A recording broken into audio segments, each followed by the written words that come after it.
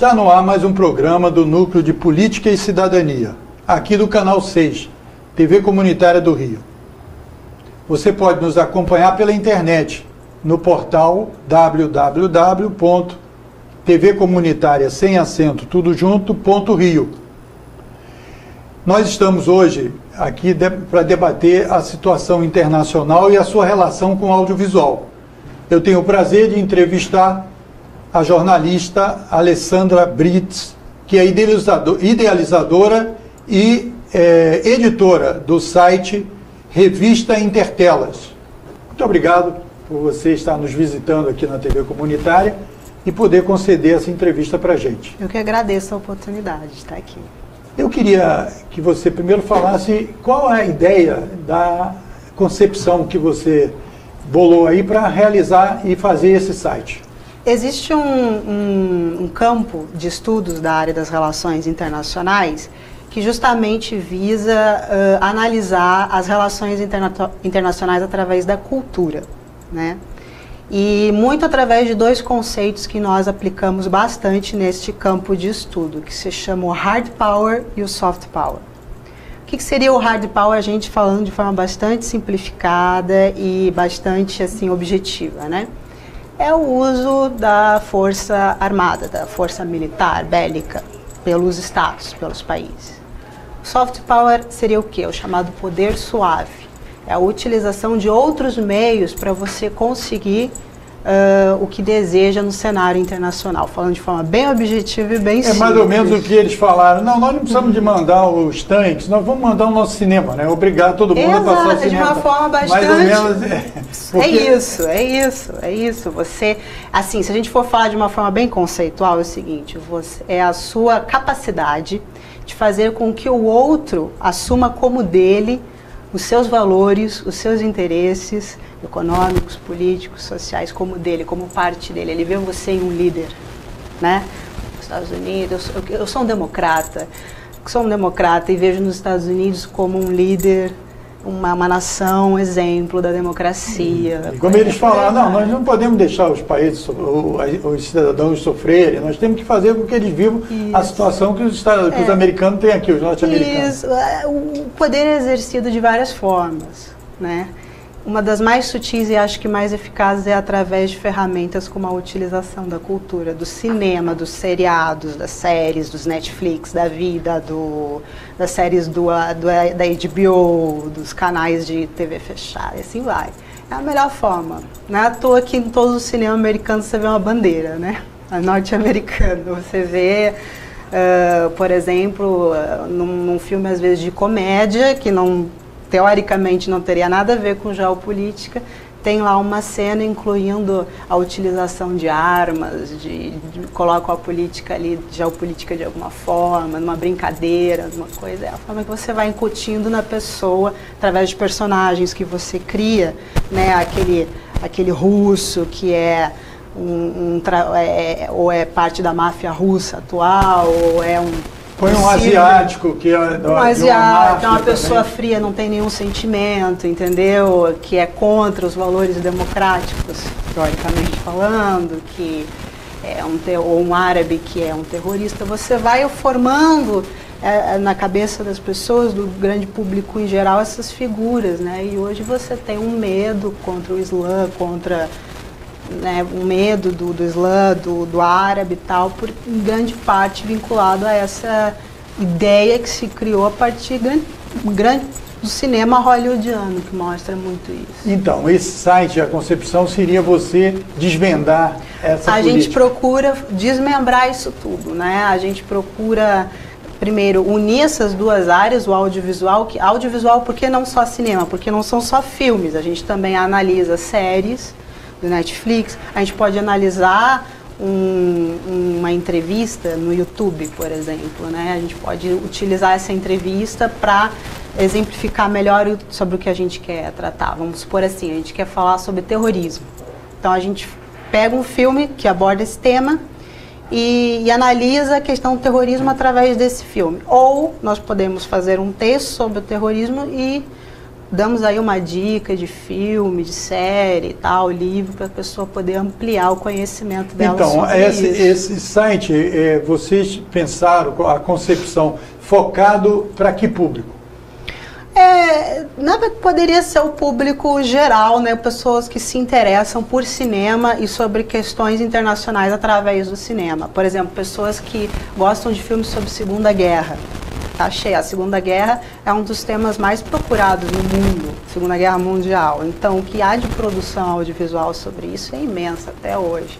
A Segunda Guerra é um fator histórico que nos atinge até hoje, de forma muito incisiva, e estamos de novo discutindo ela em razão dos fatos que andam acontecendo. Agora, você não acha que as pessoas precisariam ter uma certa iniciação em política para entender esse site que você criou, entender esses assuntos que tem uma sutileza, como você mesmo usou lá no início da entrevista? Sim e não, porque, assim, acho que talvez, não na realidade, porque a gente deixa tudo muito explicado sempre nos nossos textos. Outros, claro, já existem textos que demandam do público já conhecimento de algumas coisas. Tem outros textos que eles são bem mais simples, no sentido de trazer ao público uma informação mais clara sobre aquilo, o beabá daquilo, entendeu? Daquela questão que está se tratando. E a gente está dizendo assim, vamos discutir essas questões políticas mundiais que estão nos afetando, usando o cinema como uma plataforma. E vocês montaram uma equipe, é um grupo que pensou isso? É um grupo. O início do projeto começou comigo e com a minha colega Belisa Figueiró, que é uma jornalista especialista mais na área do cinema mesmo. Eu me especializei mais na área de relações internacionais.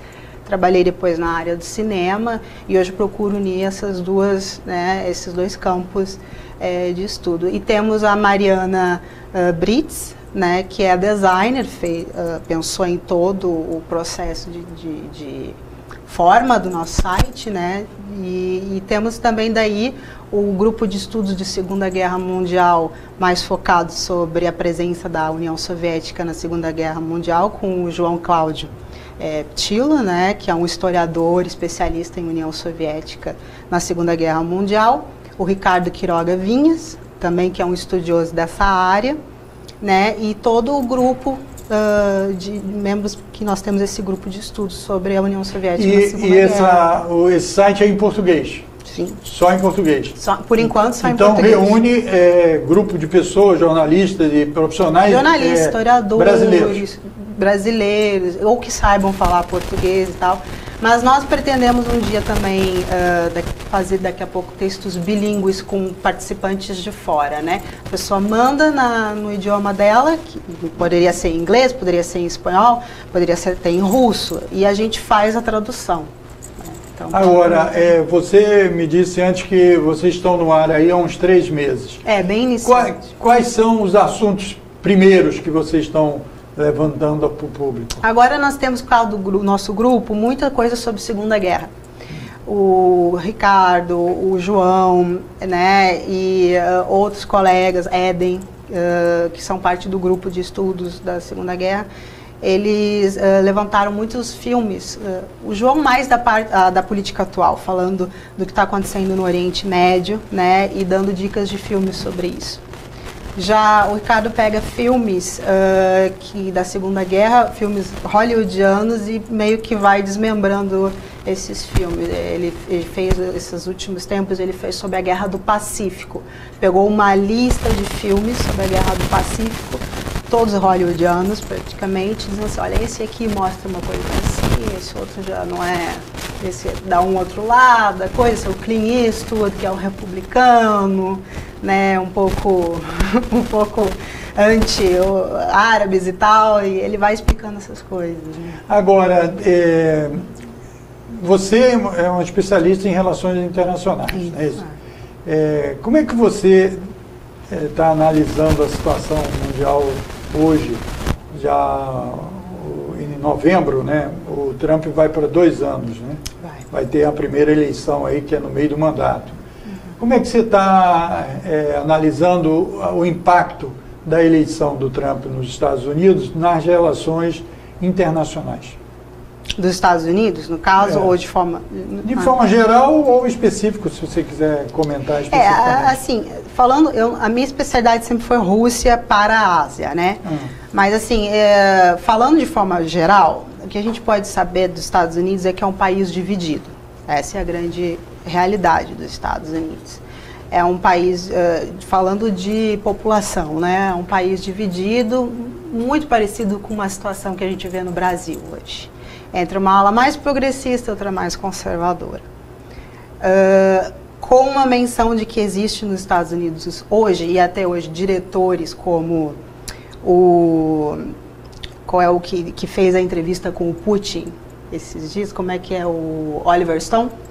Ele próprio se refere muito a isso. O Oliver Stone esteve aqui entrevistando toda a esquerda brasileira, os líderes, o Lula, o Evo Morales, o próprio Hugo Chávez, quando era vivo ainda. Depois ele fez esse documentário agora, uma entrevista com Vladimir Putin. O Oliver Stone coloca uma coisa interessante, que é que analistas políticos internacionais também falam, que existe um terceiro poder nos Estados Unidos.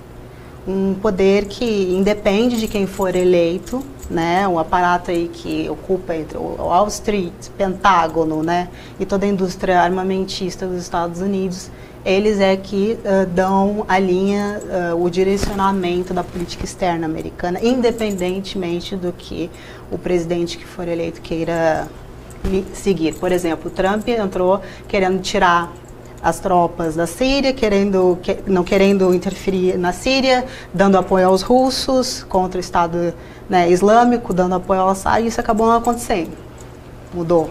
Muitas questões acabaram mudando em razão disso, porque tem esse terceiro poder que é quem decide a política externa americana, né? Agora, se você analisar a situação quando havia a existência da União Soviética, como é que você analisa a situação depois com a Rússia? Essa transição e por que houve um desmantelamento da União Soviética? São várias razões para isso. São várias razões. Mas a gente pode pensar, até para fazer o vínculo com atualmente, a gente pode pensar da seguinte forma. Os Estados Unidos tinha todo o interesse, porque o que foi a Guerra Fria? O que as pessoas normalmente dizem? A Guerra Fria foi uma competição entre dois modelos econômicos diferentes, políticos e econômicos. Não, é muito mais do que isso.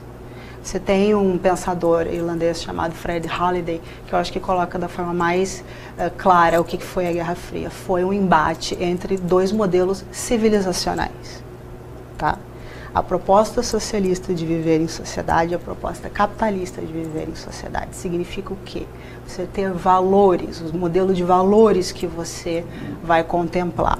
Falando de forma bem simples, você nasce criança querendo ter um carrão, uma casa, aquela ideia do produzir e do consumir. O outro é você viver com outros tipos de valores. Você não vai crescer numa sociedade em que a sua principal meta é produzir e consumir, mas o viver em comunidade. Teoricamente falando, se isso ocorreu ou não, aí é uma outra discussão, entendeu? Mas teoricamente é isso. Essa é a proposta da guerra, é o seu embate da Guerra Fria. Então, Estados Unidos como líder do mundo capitalista, é óbvio que ele quer interferir nesse outro mundo, ele quer ganhar essa disputa de civilização e dizer o modelo de vida capitalista é o melhor. E eles vão estabelecer de forma bastante concreta estratégias para isso, estratégias de política externa, estratégia de alianças e assim vai. E lá, depois da morte do Stalin, você começa a ter um monte de atritos entre a União Soviética de Khrushchev, de Nikita Khrushchev, com o Mao Tse-tung. E há um certo distanciamento entre eles. Lá nos anos 60, eles entraram a ponto de entrar praticamente, não chegaram a um conflito maior, mas isso aconteceu em razões de demarcação de fronteiras e assim vai. Os Estados Unidos aproveitou isso e 10 anos depois ele estabeleceu reaproximou-se, reestabeleceu as relações com a China. Só que os Estados Unidos têm uma visão bastante curta das coisas, eles não conseguem pensar a longo prazo. de como isso vai se desmembrar. E ocorreu que o capital não tem nacionalidade, na verdade. Então, todas aquelas empresas, quando houve, depois assumiu o Deng Xiaoping, que criou as zonas econômicas especiais e tal, e atraiu as empresas americanas para território chinês. Então, diversas fábricas e tal, norte-americanas, deixaram e foram e instalaram-se na China. O que ficou nos Estados Unidos? Nada. Então você tem hoje lá desemprego, diversos, né, bolsões lá de cidades, às vezes fantasmas, porque dependiam, toda a estrutura da cidade de trabalho dependia da instalação daquela fábrica, nada foi incluído naquilo. Então hoje você tem uma demanda da população, da classe média trabalhadora americana, branca em grande parte, enorme, em razão disso, entendeu? Digo assim, começou todo este processo lá já. E isso, você fala do processo atual, né? Isso, que gerou a eleição do Trump. Então a crise econômica americana é uma crise estrutural, na verdade. Estrutural. Isso, claro, você tem que incluir também a modificação do capitalismo em si.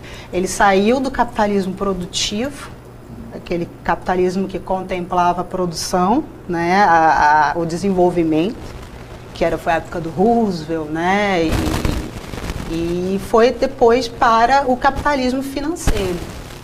Então a produção acabou não sendo o centro da coisa, e sim o capital financeiro. Então, assim, você vai fazer uma aposentadoria, você vai investir na bolsa, entendeu? Você vai garantir a sua aposentadoria com isso, e assim vai. E todas as fábricas e tal, quem passou a ser dono não é o cara que criou a fábrica, por exemplo, mas daí sim um conselho de acionistas. E assim ficamos. Só que na China não é assim, né? A China, em nenhum país da Ásia, então você está mostrando que há o próprio capitalismo, a sua essência, há um conflito que vai acabar se expressando em algum momento. Já está se expressando. O Trump ser eleito é justamente a sociedade americana gritando por uma mudança, alguma coisa deve ser feita, entendeu? Mas se dá justamente por culpa deles, pela falta de visão dos Estados Unidos de enxergar na União Soviética um possível aliado.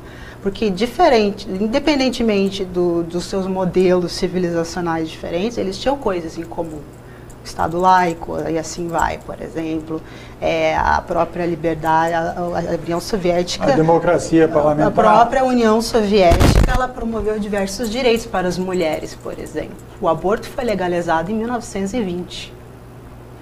Em 1917, as mulheres tinham direito à educação, todo mundo, todas tinham o mesmo direito. Em 1917... as mulheres foram contempladas no exército. Durante a Segunda Guerra você teve diversas atiradoras de elite, generais mulheres. A primeira astronauta mulher a ir para o espaço foi uma cidadã soviética. Roosevelt enxergava essas questões, né, que, digamos assim, teria um campo comum entre eles. E até ofereceu o plano a União Soviética fazer parte do plano Marshall, que não aconteceu, claro, depois.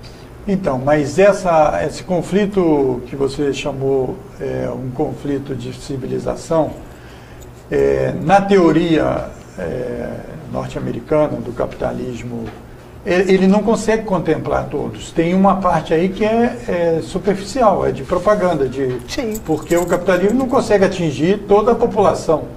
Certo? Não. É um interesse que segmentos que controlam a economia, que controlam as empresas e tal, mas que não consegue atender o público em geral. No caso do imperialismo dos Estados Unidos, ele consegue até ampliar um pouco mais isso, porque eles exploram outros países. Se todos os países tivessem uma relação como os Estados Unidos quer que tenham com ele, ele não conseguiria aplicar essa política, não? Não, é a exploração do homem pelo homem, essa é a questão. Isso você não consegue mudar. Essa é a estrutura básica, a raiz do sistema capitalista, e esse é o problema, até hoje. Então, vocês procuram desvendar, no caso da revista Intertelas, né, E essa sutileza de levar essa concepção... Deixa eu só fazer na finalização, porque eu iniciei com essa coisa dos Estados Unidos querendo dividir, né? E aí a crise estrutural econômica dos Estados Unidos. Hoje, como é que a gente vê isso?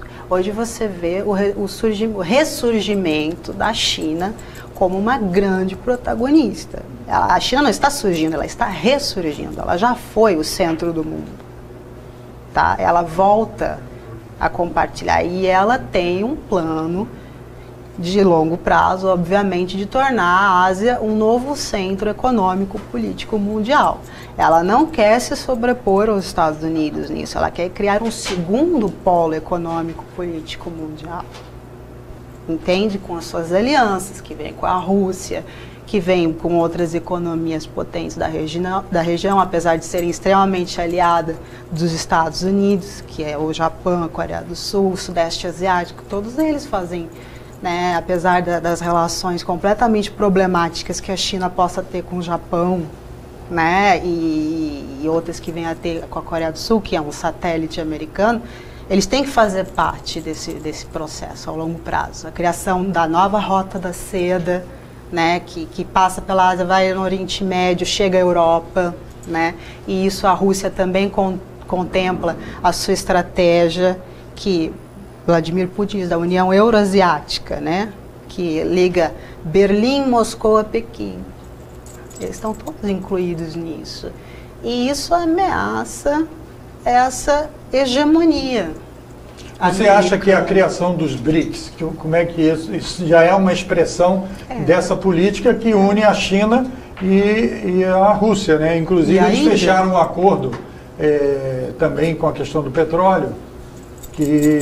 Com petróleo e mais ainda, eles estão, a longo prazo, obviamente, a substituição do dólar. Isso. Na troca pelas suas moedas nacionais. A China e a Rússia vêm comprando ouro aos montes, o que significa que logo terão grandes reservas de ouro, podendo vincular suas moedas a isso e, por que não, torná-las como fonte de reserva internacional futura e fazer todas as transações comerciais nas suas moedas. Estão fazendo isso também em resposta à política de sanções, que é uma política, sinceramente, suicida dos Estados Unidos. Isso que eu queria perguntar, então. Na questão do Putin e da Rússia, como essa política que foi utilizado a intervenção ali na Síria e naquele outro país lá perto da União Soviética, da Rússia, que era inclusive fundamentalmente formado por russos, né? Ucrânia. Ucrânia, exatamente. Como é que essa política de interdito aí econômico dos Estados Unidos com a Rússia vai interferir nessas relações? Não, já está, né? É o que se chama a nova Guerra Fria. Né, que a Guerra Fria, qual foi o limite dela? Na Alemanha, né, na Ásia foi na Coreia, por exemplo. No caso seria a Ucrânia agora, o que dizem, né, o país que está sendo dividido. Porque os Estados Unidos ficou junto com a OTAN cercando a Rússia e a China, né? Isso? O que a gente tem que entender é que a Rússia é permanentemente uma ameaça aos Estados Unidos pela questão do poder militar que ela tem, que ela adquiriu com a União Soviética. A Rússia tem em torno de 7 mil ogivas nucleares. Os Estados Unidos, eu acho que é em torno de 6.500, alguma coisa assim, conforme o Instituto de Estocolmo, na Suécia, que faz essa medição, assim, através das fontes que tem, obviamente. E isso é uma coisa que uma hegemonia, um poder, uma supremacia que gostaria de ter, leve em conta, né? Sem falar que essa região da Rússia, esse território da Rússia que pega a Europa e a Ásia, a transição para esses dois mundos, essas duas rotas comerciais e tal. O mundo inteiro passou por essa região, a história do mundo comercial passou por essa região, Europa e Ásia, é o centro de tudo. Você ter o controle disso aí é extremamente importante, ainda mais se você quer cravar a sua liderança internacional. Então, o que você faz? Voltando àquela discussão da China ressurgindo. A China tem essa economia pujante, mas ao mesmo tempo, no seu território, ela tem uma falta de reservas energéticas enorme. Ela precisa comprar, de outros. Ela precisa importar. O que aí os Estados Unidos faz? Ele toma conta do Oriente Médio. Entendeu? Não é necessário porque falta petróleo. Não, os Estados Unidos têm as suas reservas de petróleo. Claro que vai faltar um dia, mas ele tem as suas reservas. Tem o Alasca, tem essas coisas. Mas ele compra, inclusive, para estocar, né? Era a política dele que fez com ferro e tal. Mas por que você entra nesse país, em grande parte? Para ter o controle, para outros não terem. E aí o que a China faz? Ela vai para a África. Claro. E para a América do Sul depois. E para a América do Sul. Então, nós estamos encerrando e eu queria só que você usasse esse minuto final para falar o seguinte: quais são os próximos temas aí que vocês bolaram para o desenvolvimento do site? Então, nós temos mais 2 linhas, além daquelas que eu comentei no início, que era assim, pegar um filme e através desse filme fazer a análise de uma questão. Por exemplo, o terrorismo, a guerra na Síria, o que for. Ou a guerra no Iraque, e assim vai. O outro nós falamos sobre, por exemplo, a crise da Europa atual, né? E aí podemos dar dicas também de filmografia, séries, documentários, entrevistas como essas, assim, que possam esclarecer melhor o público. Tem uma terceira via que a gente fala mais do audiovisual em si. Por exemplo, nós falamos sobre o neorrealismo italiano. O neorrealismo italiano, que foi muito importante durante o período da guerra, lançou cineastas aí como Fellini e tal. E o que isso importa, como isso é importante para a Itália, é um soft power da Itália. É um poder suave da Itália, vamos dizer assim. Como o Fellini, o Rossellini e tantos esses outros cineastas italianos, eles fazem parte da nossa vida, em razão da presença que a Itália tem no Brasil de imigração. Eu sou descendente italiano, tem tantos outros. Então, isso é um poder que a Itália tem, né? Então, a gente analisa esse tipo de coisa. A quarta linha é que nós pegamos assuntos de amplitude internacional e que tem muita produção audiovisual sobre eles. Por exemplo, meio ambiente. Vários documentários alertando sobre aquecimento global. Epidemias. Esses tempos nós tratamos, temos um artigo falando sobre o problema do suicídio, que a ONU já falou, já alertou, pedindo aos países que deem atenção a essa questão, que é uma nova epidemia do século XXI, relacionada a diversas questões, né, que foi o Setembro Amarelo e tal. Então a gente também trata sobre essas coisas. Tem filmes sobre isso também. Né? Então, ótimo. Então você aí... Não sei se eu respondi a sua pergunta. Respondeu, mas eu vou te chamar novamente, certo? Nós precisamos de continuar essa entrevista, aprofundar. Mas você pode acompanhar a revista Intertela pela internet, www.revistaintertelas.com. E aí ele vai poder ampliar esse conhecimento desse trabalho que procura unir as relações internacionais com o audiovisual. Eu queria agradecer a tua presença e já deixar um convite quando você voltar aí dessa sua empreitada fora do Rio de Janeiro, para a gente poder fazer aqui, aprofundar mais essa discussão. Sempre, vou adorar estar aqui. Muito obrigada. Obrigada. Obrigado. Eu queria dizer que você podia acompanhar a nossa programação, seja pelo canal 6 da NET, no seu sofá, ou pela internet, no portal www.tvcomunitaria.rio, ou no antigo domínio nosso, que é o tvcrio.org.br.